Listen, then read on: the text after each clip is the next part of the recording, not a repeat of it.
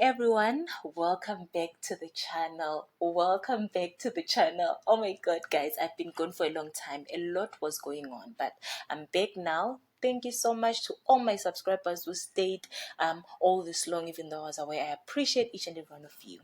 And if you're new here, welcome, welcome, welcome so much. I wanted to even say so much because I'm excited.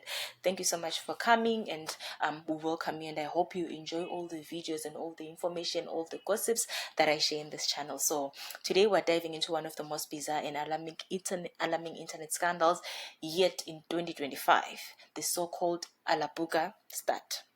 It's a program in Russia, and we'll talk about how some of South Africa's most followed influencers got caught up in what is now being investigated as a possible human trafficking operation. Yes, this is real. So just to give you a background of this is that influencers were paid to promote this glamorous in quotes job opportunity overseas, except that it wasn't as glamorous. It's allegedly a drone factory that is helping fuel Russia's war in Ukraine. So guys, stick around, because what started on TikTok, what started on other social media platforms, is now being exposed as a network of global exploitation network. Sorry about that. So let me take you through what the Alabuka Start program is. I mean, we're gonna start with the basics, right? So Alabuka is a special economic zone in Tatarstan, Russia. It's a home to a mix of industrial facilities, including military-linked operations. In 2024 and 2025, they launched a program aiming to recruit young women in courts, especially from Africa, for what was described as a work-study opportunity.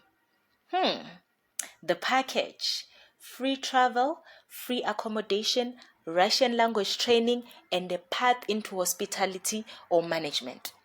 It sounded amazing, yeah, especially for the unemployed youth. But reports from news revealed something completely different, even on the social media platforms.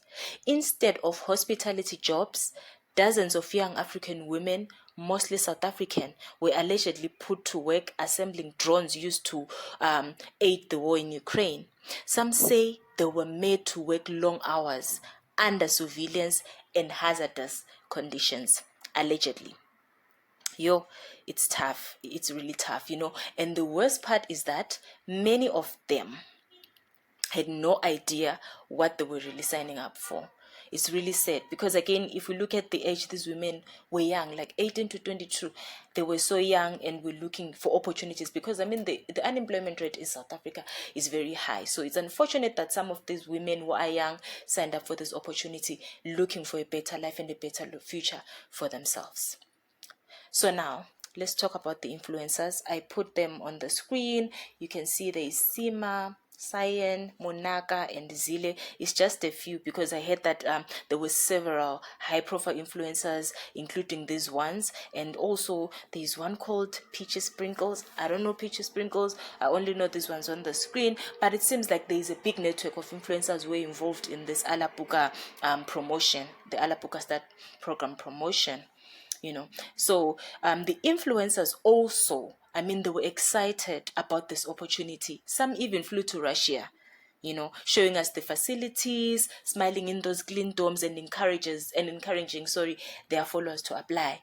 And let's be honest, if you're a young black woman stuck in an unemployment crisis, and your favorite influencer tells you about a free opportunity abroad, why wouldn't you believe them?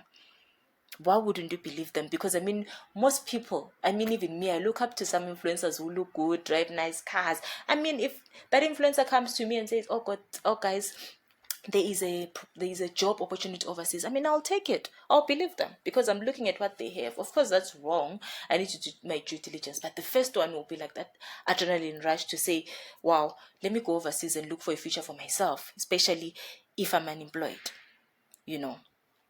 So again, when those influencers came with that job opportunity, they didn't mention anything about drone assembly, allegedly. They didn't mention anything about military ties or restricted freedoms. That's what I read online. So it's being alleged that they didn't mention all these things. Maybe the influencers themselves didn't know about this. So soon after the public backlash hit, most of these posts were deleted.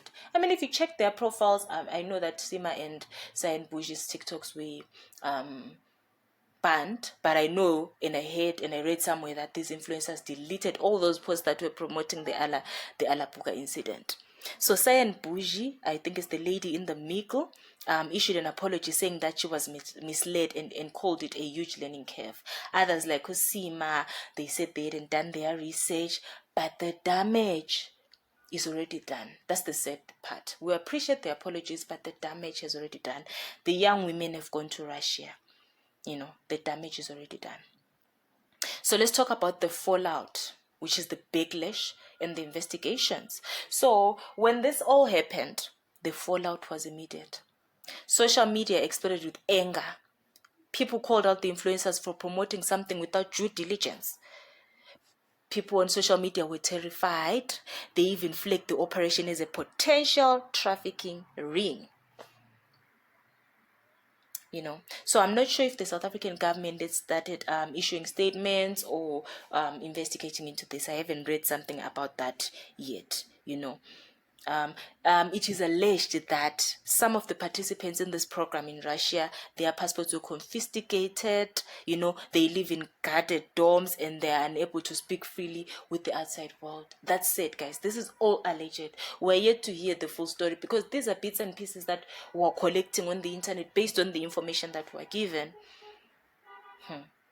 And meanwhile, social media platforms like TikTok took action.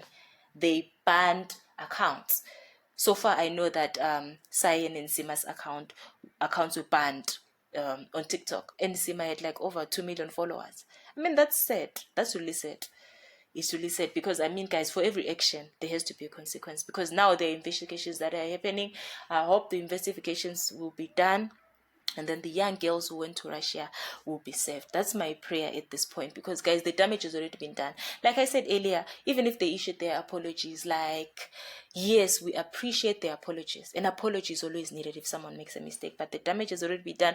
Now we can only hope and pray that the girls come back safe because, I mean, if you're going to be working 16-hour days as young as the girls are, I mean, for me, honestly, I don't think that's fair. That is like slavery and abuse, and I hope they're earning and getting paid well for working all those hours. But I'm happy and I'm hopeful that investigations are underway, and let's hear what the law says, because this whole thing falls in a very gray area.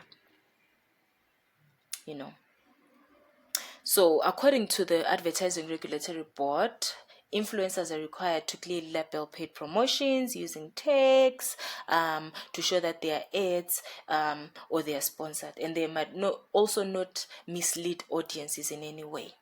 But here is the kicker. The Advertising Board does not explicitly regulate job recruitment posts, especially the international ones. So when an influencer shares an opportunity, it technically isn't covered by advertising law, even though it functions like an ad. Now, on the international side, things get heavier. Under the United Nations Protocol to Prevent, Suppress and Punish Trafficking in persons, deceptive recruitment, restricted movement, forced labor, all qualify as human trafficking. So let me read again, guys, because I did some research and I wrote this down. Under the United Nations Protocol to Prevent, Suppress, and Punish Trafficking in persons, deceptive recruitment, restricted movement, deceptive recruitment is what we're looking at. Deceptive recruitment qualifies as human trafficking. So guys, the story is deeper. It's very deep. If the Alapuka stat deceived these young women into joining a military link program under false pretenses, it may breach international trafficking laws. This is very, very deep. South Africa as a signatory will be required to investigate and protect its citizens, even if they are cross borders. So I'm praying and hoping that the government will investigate and assist in all best possible ways that it can. So guys, let's talk about why this matters. I mean, let's zoom out for a second. This story isn't just about influencers being irresponsible. It reveals a much deeper issue in South Africa and honestly across all countries. This is a learning curve. Like I mentioned earlier, it's a learning curve. We're talking about youth desperation. Youth unemployment in South Africa is over 45%. That's nearly half of the country's working age young people with no stable income and no realistic job prospects. So, when a smiling influencer with over 500,000 followers says, "Come to Russia, your life will change," that message will hit differently. And it's not just influencers, it's the lack of education on online scams, the absence of real job pathways, and the failure of digital platforms to police exploitative ads fast enough. Also, this situation shows us how influence culture can directly cause real world harm. It's not just bad optics, it's lives, passports, and freedom. So, what now? What needs to change? Let's talk solutions, guys. Let's talk about the legal reform where the advertising board and other regulators need to do to close this loophole. If you're promoting job offers, especially overseas ones, I feel like even local ones, guys, it's just that now today we're talking about overseas ones, you should be subject to advertising laws, period. And then the other thing, influencers need to be accountable. We need to, the influencers to do more than delete posts after scandals. They must vet what they promote, especially when it affects real lives. And they should take responsibility when they get it wrong. And then another solution is about digital literacy, where governments, schools, and content creators must work together to teach young people how to spot fake, misleading offers online. This is now a basic life skill. And also I wish that the government should try and create jobs at home. Until South Africa and other nations fix their economies, foreign offers will always look tempting. We need to invest in youth entrepreneurship, tech jobs, and mentorship programs to provide safer alternatives for the youth.